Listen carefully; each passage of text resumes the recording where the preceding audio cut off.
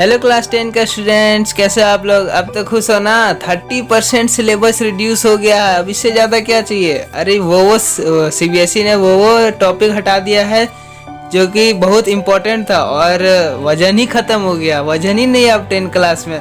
तो इस साल के बच्चों के लिए तो बम्पर इनाम है। तो चलिए देखते हैं वो कौन कौन सा टॉपिक है जो रिमूव हो चुका है और कौन कौन सा है जो नहीं रिमूव हुआ। मैं आपको दोनों इस वीडियो में बताऊंगा। मैंने बहुत सारे YouTube में देखे कि सब बता रहे क्या क्या डिलीट हुए, लेकिन क्या क्या डिलीट नहीं हुए वो नहीं बता रहे। तो अब कुछ बच्चे ऐसे होते हैं जो एग्ज़ाम के एक दिन पहले भी कंफ्यूज होते हैं कि कौन कौन सा चैप्टर से टॉपिक आ रहा है या नहीं आ रहा। तो ये वीडियो देखिए और उसके बाद एक अच्छी सी सांस लीजिए और भूल जाइए कि अब कंफर्म हो जाए कि ये टॉपिक नहीं आ रहा। अभी आप अपने बुक साथ में लेकर के बैठिए और टिक मार लीजिए।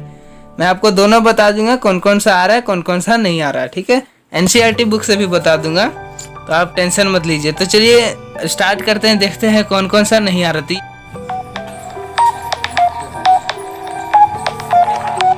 क्लास 10 का स्टूडेंट्स का है।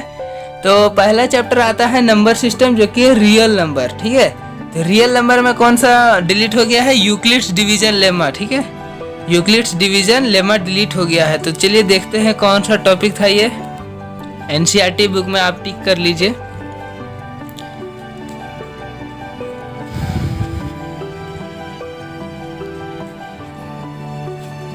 तो ये आ गया एनसीईआरटी बुक का इंडेक्स। तो इसमें कौन सा डिलीट हो गया है? ये यूक्लिड्स डिवीजन लेमा, ये नहीं आ रहा, बाकी सब आ रहा। ठीक है, तो ये सबसे लेंदी वाला था इस चैप्टर में, तो वो अच्छा क्या है डिलीट हो गया। फंडामेंटल थ्योरम बहुत इजी है, इरेशनल ये सब इजी है। ठीक है, ये 1.2 नहीं आ रहा, तो आप टिक मार लीजिए। कौन सा नहीं आ रहा आप यहाँ पे लिख लीजिए। यहाँ पे ऐसे बैन का ऑप्शन आप लगा सकते हैं। तो सेकेंड टॉपिक नहीं आ रहा है।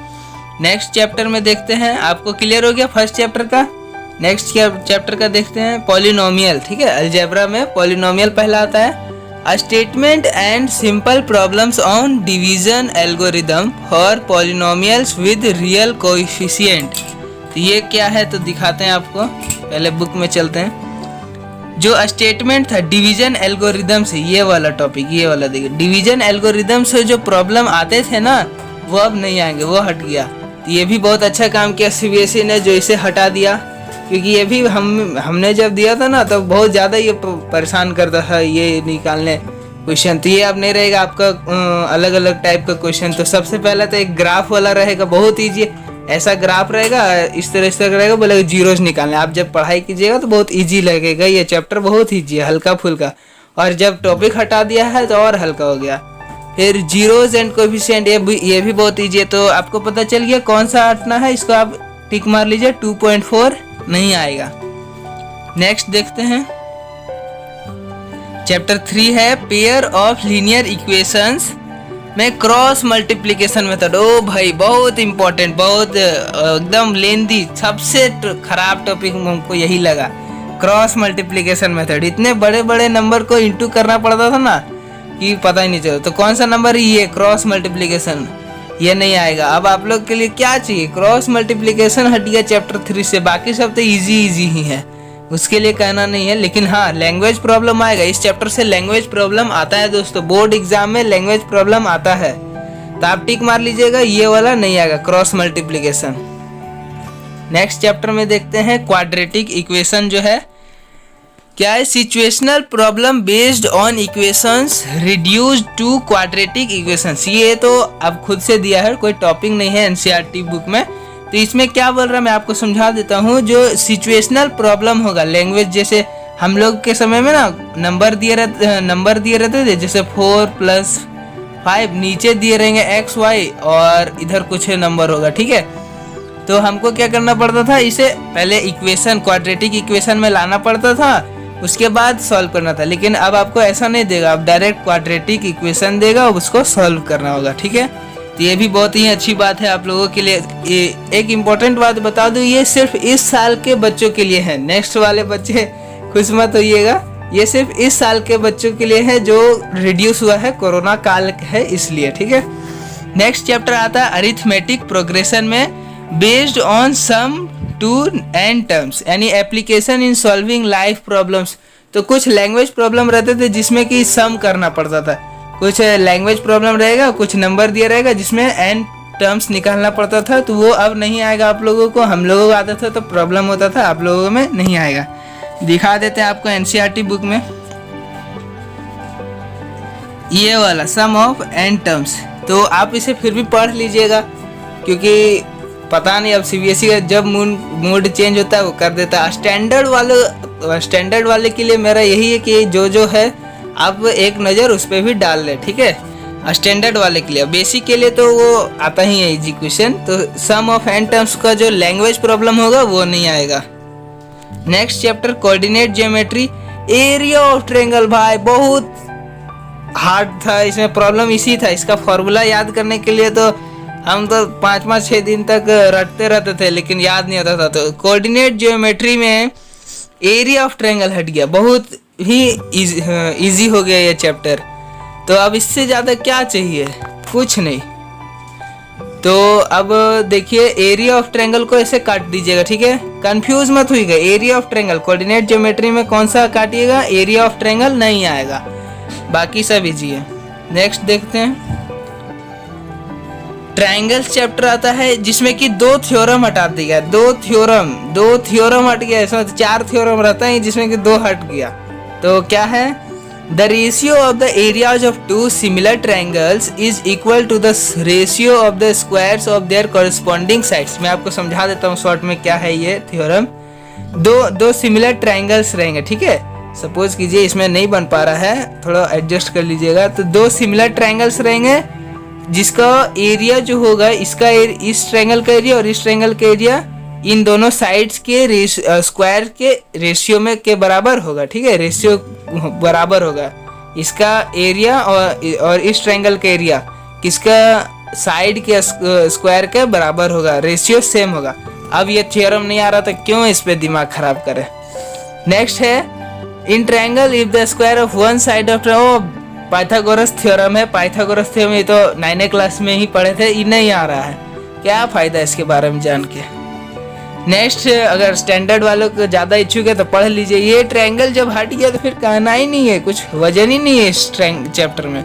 लेकिन हाँ एक बात और, बीपीटी इस चैप्टर से बीपीटी थ्योरम कंफर्म आएगा, ये नहीं आया लिख के ले लो, कंफर्म। स्टैंडर्ड हो या बेसिक, दोनों मैथ्स एग्जाम में आता है बीपीटी थ्योरम, या तो उसका कन्वर्स आएगा या तो बीपीटी आएगा। तो आप इस पर ध्यान दीजिएगा। सर्कल्स में नो डिलीशन, इसमें कुछ है नहीं, वैसे हम भी पढ़े हैं तो इसमें कुछ था नहीं, तो इसमें कुछ डिलीट करने लायक सीबीएसई को नहीं लगा, इसलिए नहीं किया। Next, construction of a triangle similar to, बहुत इजी, बहुत अब तो इजी हो गया। जब पहले क्या करते थे कि हम लोगों को ट्रायंगल मिलता था, उसका फिर सिमिलर ट्रायंगल बनाना पड़ता था इस तरह का, तो अब तो वो हट गया। अब क्या बच गया, सिर्फ सर्कल का टेंजेंट बनाना है और एक लाइन को डिवाइड करना है किसी रेशियो में, तो बहुत इजी है, उसमें कुछ है नहीं। आपको एनसीईआरटी बुक में दिखाते, रुकिए कहाँ गया, हाँ कंस्ट्रक्शन। तो इसमें सिर्फ यही 2 है, ये 2 तो टिक मार लीजिएगा अगर आपके पास है। तो बस आपको क्या होगा कि ट्रायंगल का सिमिलर ट्रायंगल नहीं दिखाना पड़ेगा। इस तरह हम लोगों को सिमिलर ट्रायंगल दिखाना पड़ता था, तब वो नहीं दिखाना पड़ेगा, बस ये टेंजेंट वाला रह गया और लाइन सेगमेंट। तो ये बहुत इजी है, ज़्यादा कुछ हार्ड नहीं है इसमें, अब तो बहुत इजी हो गया है। नेक्स्ट आता है ट्रिग्नोमेट्री में। ट्रिग्नोमेट्री तो एक नोट हमारे तरफ से ले लीजिए, मशवरा है कि जिसको अगर आगे साइंस लेना है, साइंस स्ट्रीम लेना है, तो ट्रिग्नोमेट्री मजबूत होना चाहिए। इसलिए आप इस पर डिलीशन में ध्यान मत दीजिए। अगर 11-12 में साइंस लेके पढ़ना है तो ट्रिग्नोमेट्री आपको पढ़ना ही पड़ेगा। वैसे मैं बता दे रहा हूँ क्या क्या डिलीट है। इंट्रोडक्शन टू ट्रिग्नोमेट्री में motivate the ratios whichever are defined at 0 degree to 90 degree. 0 degree से 90 डिग्री के बीच में साइन थीटा कॉस थीटा के बाद रेशियो रहता है, उसमें कुछ डिलीशन हुआ है, फिर भी याद कर लीजिएगा। नेक्स्ट है ट्रिग्नोमेट्री आइडेंटिटीज में कम्प्लीमेंट्री एंगल डिलीट हो गया। जैसे साइन 90 डिग्री बराबर होता है कॉस 90 माइनस थीटा डिग्री, ठीक है, यहाँ लिखा नहीं रहा है, कोई बात नहीं। कम्प्लीमेंट्री एंगल्स डिलीट हो गया, आप देख लीजिएगा। तो और हाइट एंड डिस्टेंस यानी some applications of trigonometry 9 chapter जो है क्लास 10 का, ये सम एप्लीकेशन, इससे कोई डिलीशन नहीं हुआ है, डिलीशन ये नहीं हुआ, इसमें सब कुछ है, इसमें आपको सब पढ़ा है, उसमें भी है नहीं, इसमें वजन कुछ नहीं है। और ट्रिग्नोमेट्री में ट्रिग्नोमेट्रिक रेशियो से कुछ हुआ है, कम्प्लीमेंट्री एंगल ये वाला डिलीट कर लीजिएगा, ठीक है। Introduction trigonometric ratios of complementary angles ये नहीं आएगा, आप इसको डिलीट कर लीजिए, बुक में टिक मार लीजिए, ये चैप्टर ये वाला टॉपिक नहीं आएगा। नेक्स्ट आपको इसमें से 9 चैप्टर में कोई डिलीशन नहीं है, सब आ रहा है। नेक्स्ट देखते हैं, मेंसुरेशन में क्या है, areas related to circle, problems on central angle, एक होता है आर्क इस तरह का, ठीक है। तो हम लोगों को आर्क निकालना पड़ता था, यहाँ पे 60 डिग्री रहता था, लेकिन हम लोगों को मिलता था 120 डिग्री का, जो कि अब आप लोगों को नहीं मिलेगा। उसके लिए अलग हम लोगों को फॉर्मूला याद करना पड़ता था, लेकिन अब आप लोगों के लिए नहीं होगा। नेक्स्ट है सरफेस एरिया एंड वॉल्यूम में फ्रस्टम ऑफ कोन, ओ भाई जब फ्रस्टम ही हट गया तो पूरा मेंसुरेशन तो 9 क्लास का ही हो जाएगा। फ्रस्टम होता था इस तरह का बाल्टी रहता था, हम लोगों को निकालने में बहुत ज़्यादा प्रॉब्लम होता था, अब आप लोगों को तो कुछ नहीं होगा, बहुत ईजी हो गया। जब फ्रस्टम ऑफ कोन हट गया तो फिर कुछ कहना ही नहीं है, इस चैप्टर में कुछ वजन ही नहीं है, पूरा 9 क्लास का ही है। दिखा देते हैं अब आपको, हाँ ये वाला टॉपिक काट लीजिएगा, 13.5 फ्रस्टम ऑफ कोन कट कर लीजिएगा अपने बुक में, ये नहीं आने वाला है, ठीक है। नेक्स्ट स्टैटिक्स आता है, step deviation method for finding mean, mean निकालने के लिए 3 मेथड होते थे, ठीक है। तो जिसमें कि स्टेप डिविएशन मेथड हट गया है, और क्यूमुलेटिव फ्रीक्वेंसी ग्राफ जो कि ज़्यादा ही प्रॉब्लम करता था हम लोगों को, तो वो अब आपके लिए नहीं रहेगा। तो जब आप पढ़ाई कीजिएगा तो आपको समझ आ जाएगा ये क्या क्या था। तो स्टेप डिविएशन मेथड वहाँ से हट गया है, और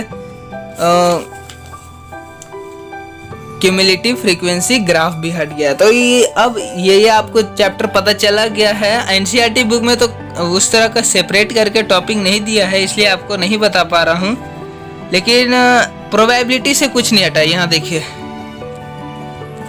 नो डिलीशन प्रोबेबिलिटी, और प्रोबेबिलिटी है भी कौन सा ज़्यादा कुछ, ठीक है। तो प्रोबेबिलिटी से कुछ डिलीट नहीं हुआ है, स्टैटिक से स्टेप डिविएशन मेथड और क्यूमुलेटिव फ्रीक्वेंसी डिलीट हो गया था। बस इतना ही था दोस्तों जो डिलीट हुआ है, और ये सब डिलीट होने के बाद तो 10 क्लास में कुछ वजन ही नहीं रहा। अब आप लोग आराम से मार्क्स स्कोर कर सकते हो बोर्ड एग्जाम में।